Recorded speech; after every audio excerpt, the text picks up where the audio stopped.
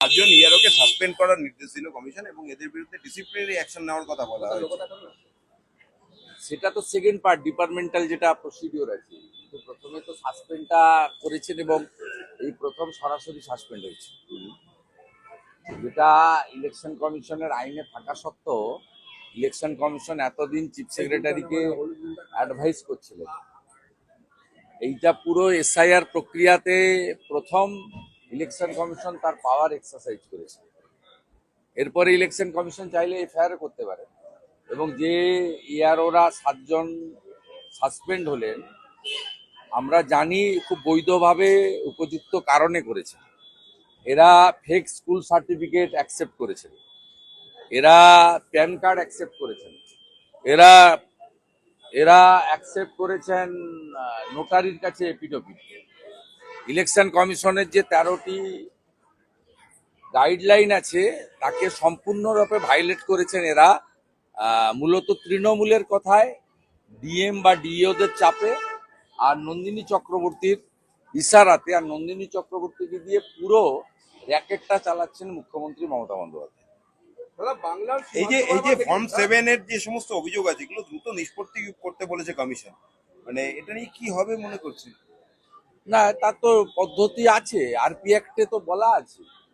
Election commission SIR প্রক্রিয়াতে সম্পূর্ণভাবে যা করেছেন তার সমস্ত সিস্টেম বলা আছে। এবারে সিস্টেমের বাইরে বিহার যায়নি, আপনি যাবেন কেন? কোনো রাজ্যে আমি অনেকবারই বলেছি ইলেকশন কমিশনের কোনো ফাইল মুখ্যমন্ত্রীর টেবিলে যায় না, ওটা সরাসরি এক্সিকিউট করতে হয় অ্যাডমিনিস্ট্রেশনকে, যার নেতৃত্ব দেন চিফ সেক্রেটারি। এখানে মনোজ পল থেকে নন্দিনী চক্রবর্তী এরা ইলেকশন কমিশন সংক্রান্ত সমস্ত ফাইল মুখ্যমন্ত্রীর কাছে পাঠান এবং মুখ্যমন্ত্রী সরাসরি হস্তক্ষেপ করেন, যেটা ভারতবর্ষের কোনো রাজ্যে হয় না এবং জাতীয় নির্বাচনের সময় প্রধানমন্ত্রীও করেন না, সেটা এই রাজ্যে করা হয়। তাই ইলেকশন কমিশন এই প্রথম টাইট দেওয়ার ব্যবস্থা নিয়েছেন এবং মুখ্যমন্ত্রী যা করছেন পুরো এসআইআর প্রক্রিয়াতে বাংলাদেশি মুসলিমদের এবং রোহিঙ্গাদের বাঁচানোর জন্য করছেন। এটা বিরাট সংখ্যায় বাদ যাওয়া উচিত। এটা কি বাদ যাবে ফর্ম 7 গুলো? না, বাদ যাবে না যাবে আমরা লক্ষ্য রেখেছি, বাদ না গেলে তো ব্যবস্থা আছে। ডিওর কাছে আবেদন হবে, ডিও আবেদন না শুনলে সিওর কাছে হবে, সিও আবেদন না শুনলে কোর্ট তো খোলা আছে। মমতা ব্যানার্জি একা কোর্টে যেতে পারেন, অন্য কেউ যেতে পারেন না।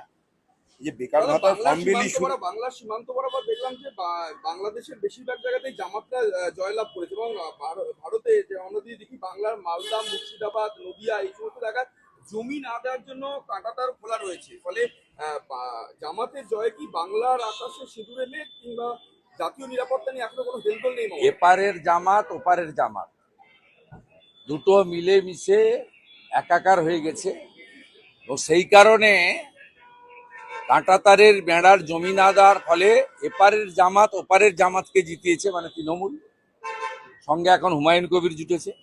আর ওপারের জামাত যে আগামী এপ্রিলের নির্বাচনে তৃণমূলকে সাহায্য করবে বা হুমায়ুন কবিরকে সাহায্য করবে, এটা ঘোষিত অবস্থান এদের। এবং খুব অ্যালার্মিং ভারতীয়দের ক্ষেত্রে এবং বাঙালি হিন্দুদের ক্ষেত্রে। কোচবিহারের সিতাই বর্ডার থেকে শুরু করে আপনার ওখানে আপনার চাপাই নবাবগঞ্জ থেকে দিনাজপুর হয়ে আমাদের হিলি পার্শ্ববর্তী রংপুর থেকে শুরু করে একদম পুরো পেট্রোপল বর্ডার পর্যন্ত এলাকাতে প্রায় 90% আসনে জামাতের লোকেরা জিতেছে, যারা নারীর অধিকার স্বীকার করে না, মহিলারা শিক্ষিত হোক কর্মে যাক স্বীকার করে না, যারা বোরখাতে মহিলাদেরকে ঢেকে রাখতে চায় এবং যারা শরিয়া আইন চালু করতে চায়, সেই লোকেরা জিতেছে। এটা পশ্চিমবঙ্গের ক্ষেত্রে খুব মারাত্মক অ্যালার্মিং। এবং কিছুদিন আগেই হরিহর পাড়াতে খাজেরি মাদ্রাসাতে আপনার 7 শেখ গ্রেপ্তার হয়েছিল। সে একজন জঙ্গি, আনসারুল বাংলার সঙ্গে যুক্ত।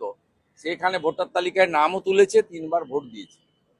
সব মিলিয়ে আমাদের আসন্ন নির্বাচনে আমাদের জাতীয় সুরক্ষা এবং হিন্দুদের সুরক্ষা ভবিষ্যতের প্রশ্ন যুক্ত।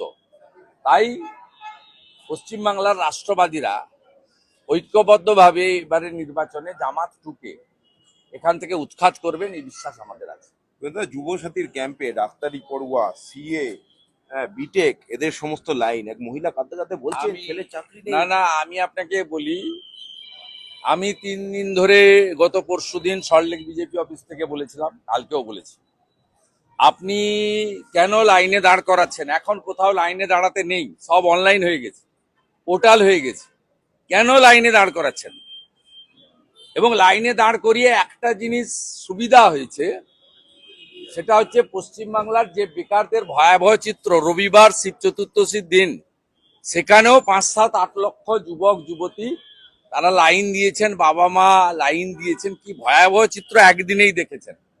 এবং আপনারা দেখেছেন কালকে মিডনাইটে বা আজকে সকালে পেয়ে গেছেন যে অনলাইন করে দিয়েছে।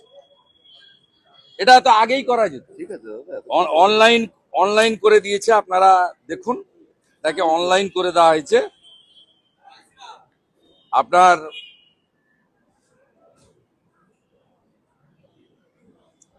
অনলাইন করে দিতে বাধ্য হয়েছে।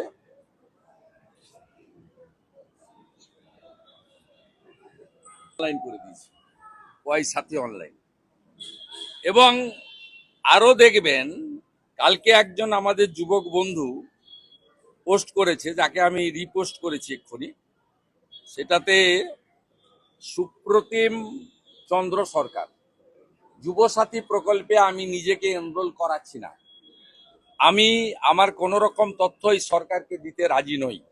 2012 সালে এমপ্লয়মেন্ট ব্যাংকের নাম নথিভুক্ত করিয়েছিলাম যুবশ্রী প্রকল্পে, ভাওতা দিয়ে তথ্য জমা করে টাকার 1 ফোঁটাও পাওয়া যায়নি। এইটা গ্রাউন্ড রিয়েলিটি। আমি প্রথম দিন থেকে বলছি, 2012-13 অর্থবর্ষের বাজেটে যুব উৎসাহ প্রকল্প লিখেছিলেন ডক্টর অমিত মিত্র। অক্টোবর 2013-তে নেতাজি ইন্ডোরে সরকারি সভায় মুখ্যমন্ত্রী বললেন এটা যুবশ্রী। তিনি বললেন 17 লক্ষ অ্যাপ্লিকেন্ট, 1 লক্ষ লোককে আমি দিলাম এমপ্লয়মেন্ট ব্যাংকে টাকা, আমি পর্যায়ক্রমে দেবো। সেই 2017 সালে এই স্কিমটাকে তুলে দিলেন। 17 লক্ষ অ্যাপ্লিকেশনকে কেজি দরে বিচে দিয়েছেন, মানে ওয়েস্ট পেপার হিসেবে বেচে দিয়েছেন 17 লক্ষ যুবক যুবতী। আবার এখানে এই ধান্দাটা চালু করলেন। প্রথমে বাজেট বক্তৃতাতে মাননীয়া চন্দ্রিমা ভট্টাচার্য বললেন আগস্ট মাস থেকে আমরা দেব। আমরা বললাম আগস্টের ভোট অন অ্যাকাউন্ট নয়, এই vote on account April May June July. আপনার এখতিয়ারেই নেই, 4 মাস পরে পশ্চিমবঙ্গে যে জিতবে তারা পূর্ণাঙ্গ বাজেট দেবে। তখন শুনে মুখ্যমন্ত্রী দেখলেন এত বড় ভুল হয়েছে, তিনি সাংবাদিক সম্মেলন করলেন, করে বললেন 15 তারিখ থেকে, উনার নক্তসত্য জ্ঞান নেই, হিন্দুদের উৎসব ওনার মাথায় থাকে না, কারণ চতুর্দশীর দিন ছিল। তাতে বললেন ঠিক আছে 15 থেকে 26 টুল আর চেয়ার পেতে কালকে করব। ভয়াবহ চিত্র দেখেছেন, চাকরি প্রার্থীদের উপরে পুলিশ ডান্ডা মেরেছে, চাঁচলে কিভাবে করেছে দেখেছেন, এবং গাজলে কিভাবে করেছে দেখেছেন। আলটিমেটলি ফাইনালি আবার অনলাইন করেছে। এটা সম্পূর্ণ ভুয়া। বেকার যুবক যুবতীরা এদের ফাঁদে পা দেবেন না, আমার ফ্লাইট রেডি। ऐसा बोला जा रहा है इसीलिए